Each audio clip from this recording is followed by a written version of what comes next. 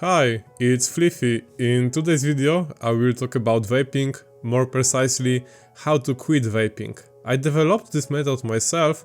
To be honest, I'm not sure if it exists on the internet. I didn't do any research. I created it based on my own experience through trial and error. But first, let me tell you about my story with vaping, just to prove to you that I really had a problem. I started vaping when I went to college. It began very innocently. A friend of mine was hosting a party at his place. So I decided to buy a disposable vape. I liked the idea. You pay a little and get hundreds of puffs. And if you lose it somewhere or decide to quit, it's not a big waste of money. Then it turned out that I was buying 2, sometimes even 3 devices a week, which was crazy. Moreover, when someone offered me a cigarette or another smoking device, I didn't mind it, I just tried it. The culminating moment in my adventure with smoking was when I went on holiday with my friends. I brought my vape and used it way too much during the trip. When we were getting back home, I had a strange feeling inside me. I felt heartburn, but I think it was because of the alcohol. We had drunk a little. I also couldn't breathe normally. I had to sit by an open window and breathe fresh air, definitely because of the smoking. Then I went to church for the evening mass, because it was Sunday.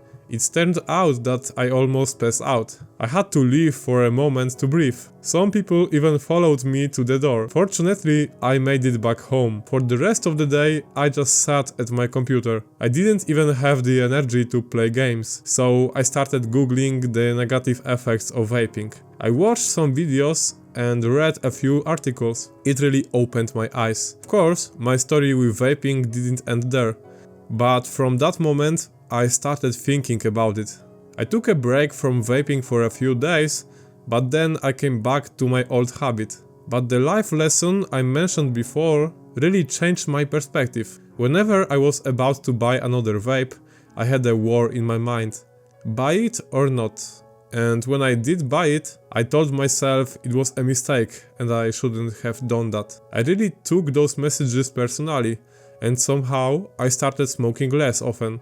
Of course, I still wanted to puff, but it was much less frequent. When I noticed my goals turning into success, I wanted to beat my records without vaping, so I told myself that I had to quit. But I still had the urge to vape sometimes. I read on the internet that when you try to quit a bad habit, it helps to move your body, go for a walk or go to the gym, so I did. After that activity, I felt much better, more oxygenated and full of endorphins. Yeah, maybe I sounded like one of those guys promoting self-improvement, but this is actually completely true. You know, everything has its weaknesses.